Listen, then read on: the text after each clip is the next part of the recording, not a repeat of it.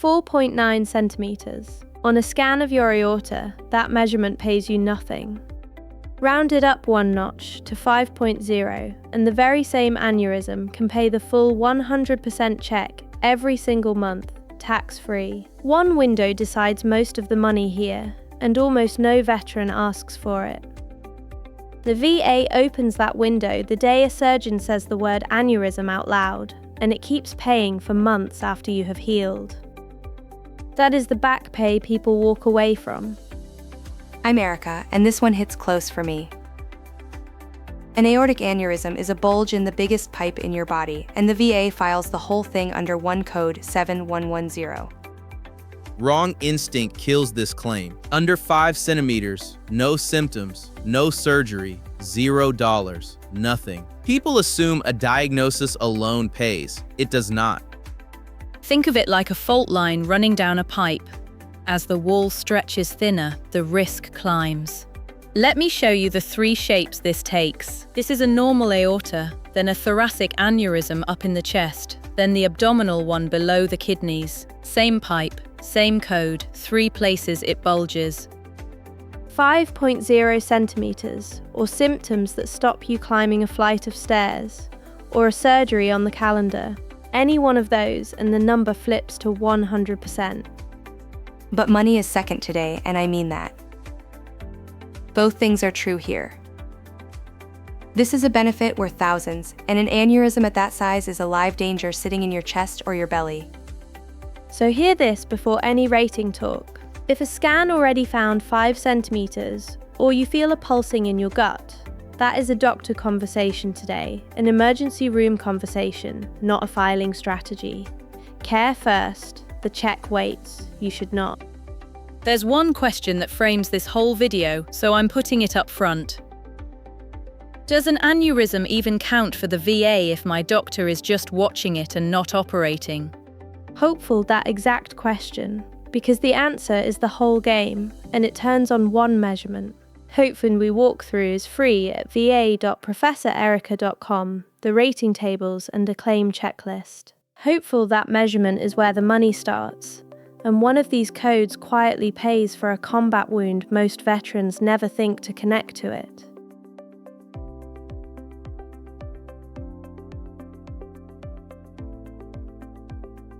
So what flips the switch? One page of the reg, 38 CFR 4.104.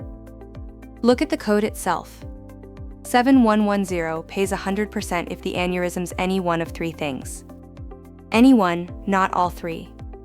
That word does more work than anything else on the page.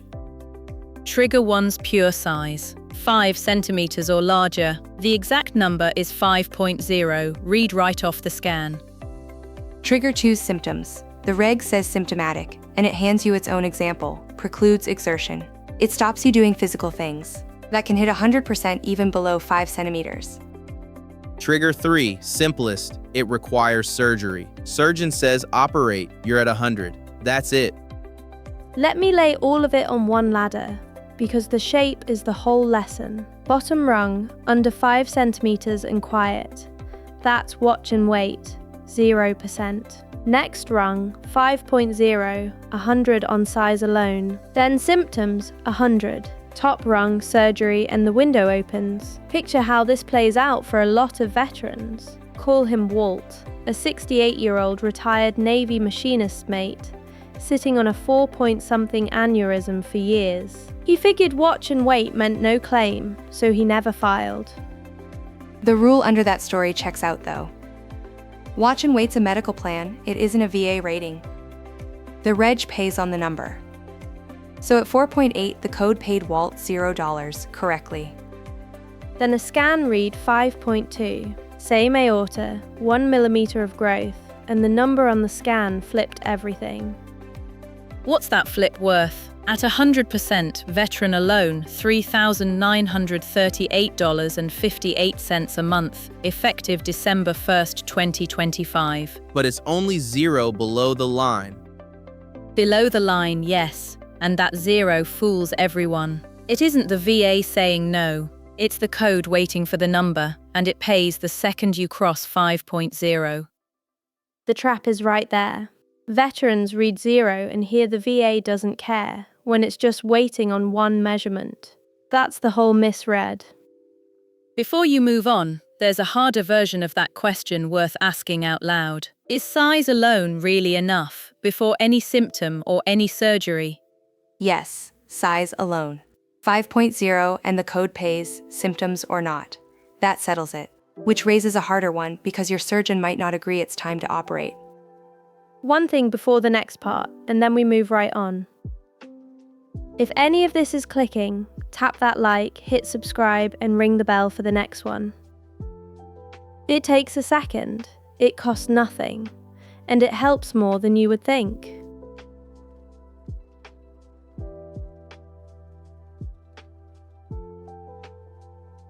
Your surgeon might not agree it is time to operate, and that is the fork nobody warns you about. Here is the stake. The VA pays at 5 centimeters, but a lot of surgeons keep watching past it. Erica thinks that gap should push you toward repair.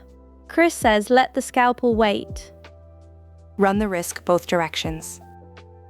A 5 centimeter aorta can rupture, and a rupture is often fatal before you reach a hospital. If it is at the line and growing, I do not want a veteran sitting on it for peace of mind reasons. Repair is a real option to raise with your surgeon. Careful, surgery is not free of risk either. Open aortic repair can kill you on the table. So pin it down, Chris. At what number do you stop watching and cut? For most abdominal aneurysms, surgeons repair around 5.5 centimeters, not 5.0. Below that, the surgery risk can outweigh the rupture risk. Hold that number. Which is fair, and it is exactly where veterans get confused, because the VA number and the surgeon's number are two different numbers. Let me land that for everybody. The scan number pays you. The scalpel number decides your operation.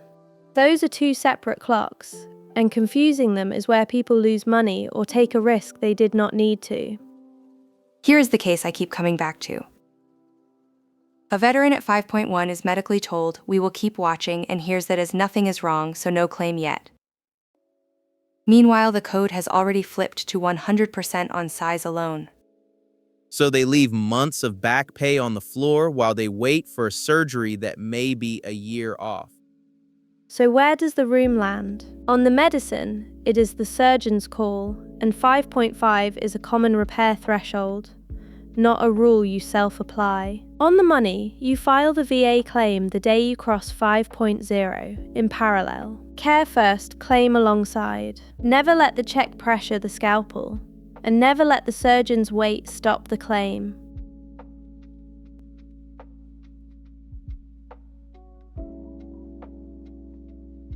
Everything so far kept your rating steady. The next few minutes is where the wrong code quietly costs people, because an aneurysm is not just the aorta. Same page, 4 codes. The aorta is 7110. But the reg keeps going, and where your aneurysm sits changes the whole rulebook.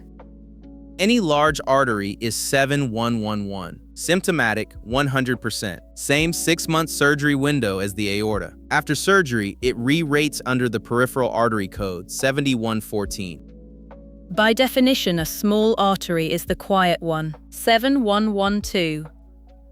Asymptomatic, 0%. If it does cause symptoms, the VA rates it by whatever body system it damages, not on the bulge itself. Now the one built for combat. 7113, traumatic arteriovenous fistula. A blast or a penetrating wound can wire an artery straight into a vein, and this code has its own ladder, 100% with high output heart failure, 60% with an enlarged heart, wide pulse pressure, and a racing heartbeat, then 50 or 40 and 30 or 20 for chronic swelling and skin changes, depending on the limb. A real range, all in one code. So a blast injury already hands you the direct service connection. Good. So she loses the fistula rating if there's no heart failure, right? Close, Chris, and that's the exact trap. She doesn't lose it. No heart failure just drops her down the ladder. 60 for the heart strain signs, then the swelling and skin tears below that. The claim survives, the number changes. That's the rep for today. Match the aneurysm to its code before you file. Wrong code, right claim, wrong number. 4 codes, 1 aorta, and 1 wall of muscle between a wrong filing and the right one. 2 rulebooks for the same word, aneurysm. 2.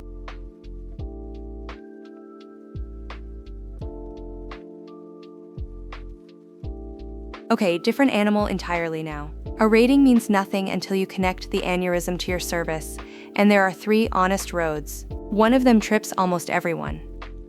Road 1 is direct. A blast, a wound, a documented injury in service. If it's in your records, it's the cleanest path, and it feeds straight into that fistula code. Road 2 is secondary, and this is the one worth slowing down for. If the VA already rates you for high blood pressure, then an aneurysm can ride in as secondary to that hypertension, which means, Stop right there, that's my lane. Secondary sounds automatic. It isn't. Secondary needs a nexus. A doctor has to write that your service-connected blood pressure caused or worsened the aneurysm. That's the Reg 38 CFR 3.310. No opinion, no link, no claim. That's the rep people skip. that's the honest edge. I'll say secondary is the fastest road when hypertension is already granted. I mean, fastest only if the paperwork's clean and the nexus letter is the paperwork. And I printed the actual decision language. It's short, 1 paragraph. The doctor's opinion has to say at least as likely as not. By definition, that means 50% or better. Not certain. 50-50 wins. Road 3 is not a claim road, it is a stay alive road, and it is free. This is the number I told you to hold from earlier, the one under 5.5. The screen. The task force recommends a one-time ultrasound for men 65 to 75 who ever smoked. The exact number that qualifies you is 1 cigarette history and 1 birthday. Ask VA Health for it by name. Before Friday, make the call. I'm up at 5 and asleep by 10, so I'd knock it out before the coffee's cold. 1 line. Ask if you're due for the abdominal aortic screen. That's the rep. 300 seconds on the phone. That is the whole cost of finding your number before it finds you.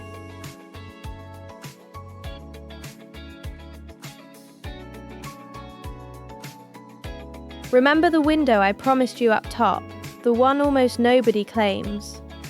This is it, and the reg is oddly generous about it.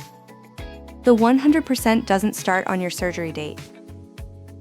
It starts the day a physician recommends the surgery, and it keeps running 6 full months past your discharge from the hospital. So the window pays you months after you have healed. The reg protects it, then a mandatory VA re-exam checks your residuals at 6 months.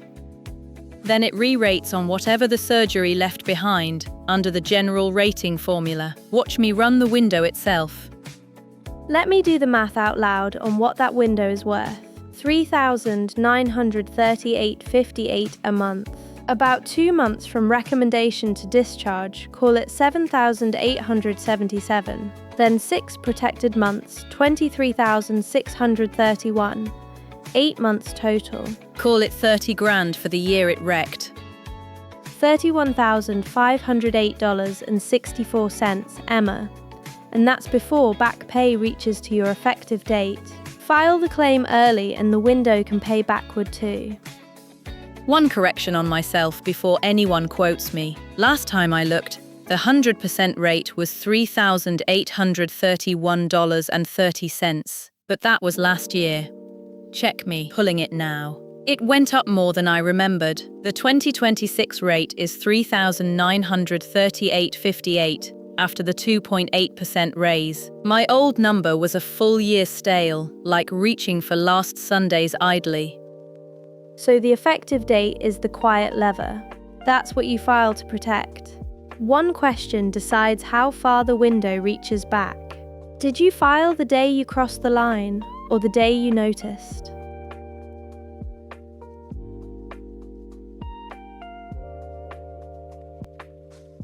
Did you file the day you crossed the line, or the day you noticed? That question is exactly why I want an outside read on this before we send you off. Because there's one question that stumps everybody, and it is fair. If 2 people both have an aneurysm, why does one get 0 and the other gets 100? That's the whole confusion in one sentence. It deserves someone who reads these claims cold. Let me bring in Professor Whitfield, who knows how the VA rates aortic aneurysms inside out. Give me a second to get him on. Glad to join you. And that question hides a false assumption. People say aneurysm like it is one thing. A 5-centimeter aorta and a small artery bulge are two completely different rule books. 7110 versus 7112. One pays on size, the other pays 0 until it damages something. So when a veteran tells you a doctor is watching their aneurysm, what is the first thing you check? Two numbers, where it is and how big. 9 times out of 10, an abdominal aorta at 5 centimeters is already 100% case on size alone. It's right there in 4.104 and the veteran doesn't know it. They're waiting on a surgery that hasn't been scheduled. And if their case is more complicated than that, a borderline reading, a symptom that comes and goes, then it depends on one thing, whether a doctor documented the symptom. I can't speak to any one file. Nobody responsible can without reading it. But the pattern's almost always the same. The measurement sits in the chart, and the claim was never. Wait, so what does the veteran actually do first? Two ways to answer that. Get the exact measurement from your last scan in writing. Then file the day it reads 5.0. Don't wait for surgery. You two see the money side more than I do, so I'll hand that back. Thanks for having me on. Appreciate you jumping on, Professor Whitfield. So match the code, then file on the number, not the surgery date. That settles it. Here is what you can do the minute this ends. If you are half listening in the car, keep one number, 5.0. Pull your last scan measurement, and if it crossed the line, file this week and let a VSO do the paperwork for free. This is honestly my checklist all over again. Anyway, the exact number to write down is the diameter in centimeters straight off the scan. The diameter off the scan, exactly. Walk away with just this. The number on the scan is your entire claim.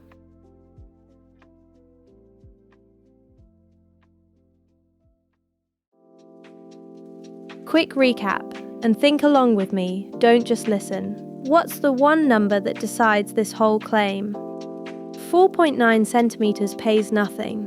5.0 can pay the full check, and the day a surgeon says operate, a window opens that keeps paying 6 months past your recovery.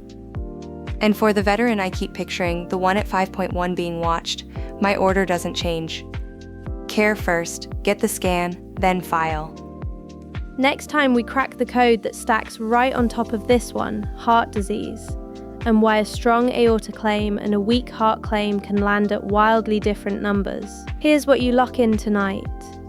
Pull your last scan, read the diameter, and if it's at or over 5.0, start the claim, because that filing date is the back pay future you keeps. If this saved you one guess about that number, hit like and subscribe. We keep these rating tables current every year, so the next figure you need is already sitting here waiting. Then settle this for us down in the comments. What's the diameter on your latest scan? And has anyone ever told you what that number actually means? Every point we hit today is one someone needed this week.